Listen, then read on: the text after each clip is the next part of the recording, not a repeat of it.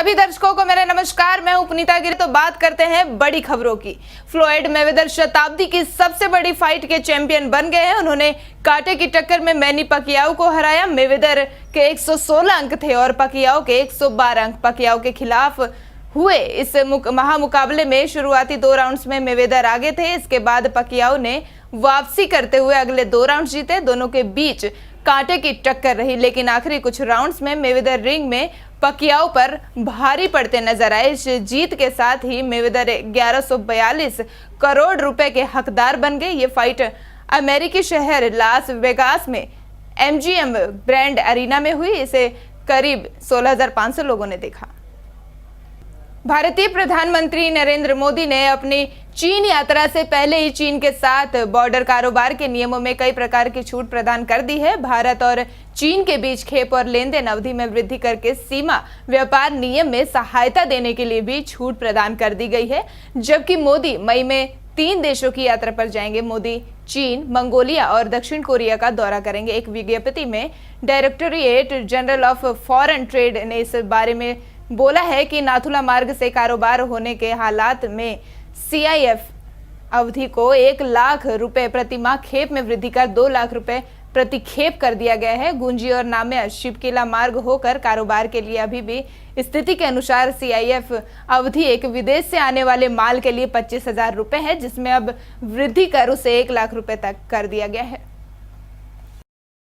Iraq और Syria में आतंकी संगठन ISIS ने इराक के मोसुल के पास 300 यजीदी कैदियों की सामूहिक हत्या कर दी। रविवार को मिली आधिकारिक जानकारी के अनुसार ISIS के आतंकियों ने 300 कैदियों को लेकर मोसुल से सटे तल अफार ले जाकर उनकी हत्या कर दी। अंग्रेजी अखबार डेली मेल में छपी अखबार के खबर के मुताबिक यजीदी प्रोग्रेस पार्टी ने यह खबर दी है। BBC की खबर के मुताबिक यजीदी प्रोग्रेस पार्टी ने शनिवार को एक बयान जारी कर कहा कि शुक्रवार को तल अफार में 300 यजीदियों को मौत के घाट उतार दिया गया है। प्रधानमंत्री नरेंद्र मोदी और बीजेपी अध्यक्ष अमित शाह भले ही पार्टी के नेताओं को अनुशासन में रखने की कवायद कर लें, लेकिन आए दिन नेताओं के कारनामों से पार्टी शर्मसार होती है। ताजा मामला हैदराबाद का है, जहां एक पार्टी विधायक ने पुलिस कांस्टेबल पर हमला कर दिया। मामला शादी के समारोह के दौरान तेज आवाज में संगीत बजाने का है। एक वरिष्ठ पुलिस अधिकारी ने बताया कि बीजेपी विधायक T राजा सिंह के खिलाफ हमला और दुर्व्यवहार करने का मामला दर्ज कर लिया गया है।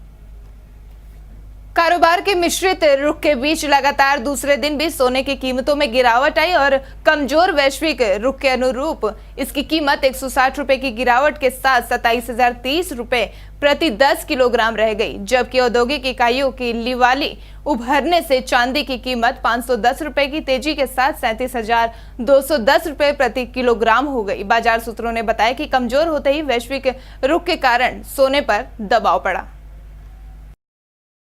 इस बुलेटिन में फिलहाल वक्त हो चला एक छोटे से ब्रेक। आप कहीं जाइएगा नहीं, मिलते हैं ब्रेक के बाद।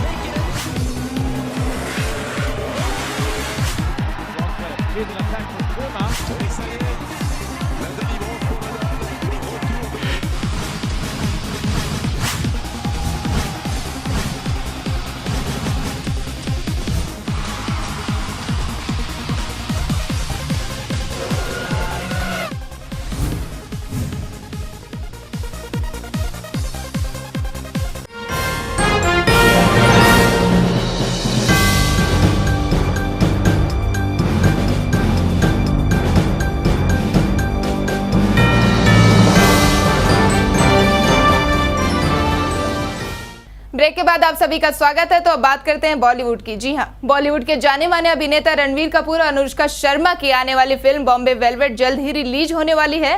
फिल्म में करण जौहर मुख्य भूमिका में है। वहीं हाल ही में फिल्म की स्क्रीनिंग भी कर दी गई, जिसमें कई बॉलीवुड सितारों ने शिरकत की। इस मौके पर केक भी काटा गया और अनुष्का का बर्थडे भी मनाया गया। वहीं रणवीर के पापा अभिनेता ऋषि कपूर भी इस मौके पर मौजूद थे। ऋषि को फिल्म का ट्रेलर बेहद पसंद आया और वे फिल्म की तारीफ करते नहीं थक रहे थे। कभी कभी मैं सोचता हूँ क्यों तुम्हारी असलियत नहीं बता देता तुम्हारे रोमियो को। पूरा शहर बिक जाएगा रोजी अगर वो नेगेटिव्स नहीं मिले तो। जॉनी मुझे बॉम्बे से ले चलो। पागल है क्या? अभी तो अपन स्मॉल से लार्ज हुए, अभी बढ़िया होना बाकी है। घोड़ा जॉकी से सौदा कर रहा है। अभी घोड़ा डिसाइड करेगा कि उस पर कौन सा जॉकी बैठ गया है।